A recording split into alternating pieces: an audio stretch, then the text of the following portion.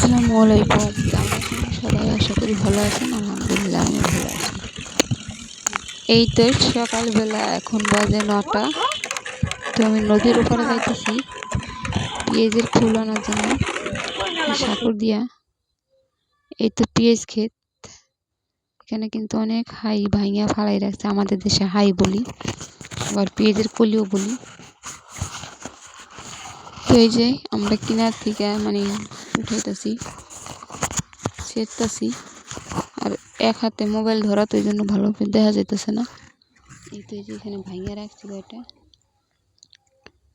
পাতলা পাতলা পেঁয়াজ, কিন্তু অনেক ভাইঙা ফালাই রাখছে, অনেক হাই।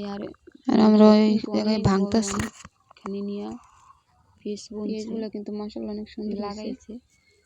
তো আমি হাত দিয়ে ক্যামেরা ধরছি, তো এই কারণে দেখাইতে পারতেছি না।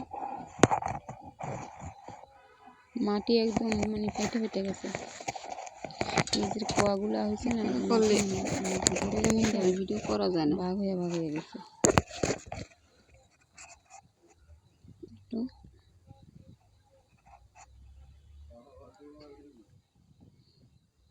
এই যে এতগুলো ভাঙছি। আর ওই যে আমার মা এই সাইড থেকে ভাঙতে না, তো ওই কর্নারে গেছে গা, মাঝখানে যাওয়া যাব না, এই কারণে সাইডে থেকেই ভাঙতেছি। যেহেতু অন্য মানুষের ক্ষেত, তারা বলছে কিনার থেকে ভেঙে নেন,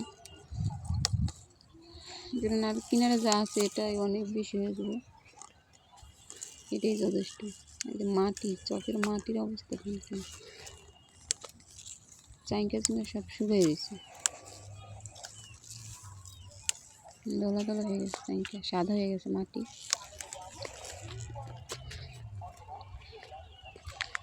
যে এই থেকে শুরু হয়ে কোনো বাড়িঘর নাই, একদম চক।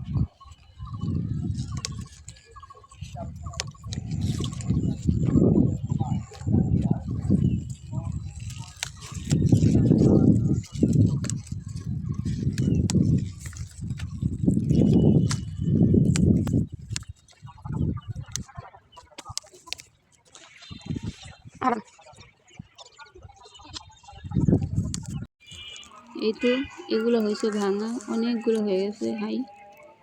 এগুলো একজনকে দিমু, আর আমরা দুজনে মোট 3 জনে ভাগ করে নেওয়া হইব, এতেই হয়ে যাব।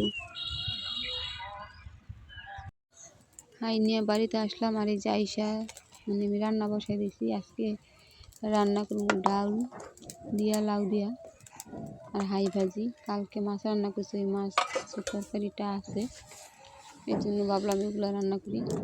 তো আমি বেশিরভাগ দুই পদই রান্না করি, তরকারি ভাজি বা ডাল ভাজি, এরকম। মানুষ অল্প তো বেশি খাবার খাওয়া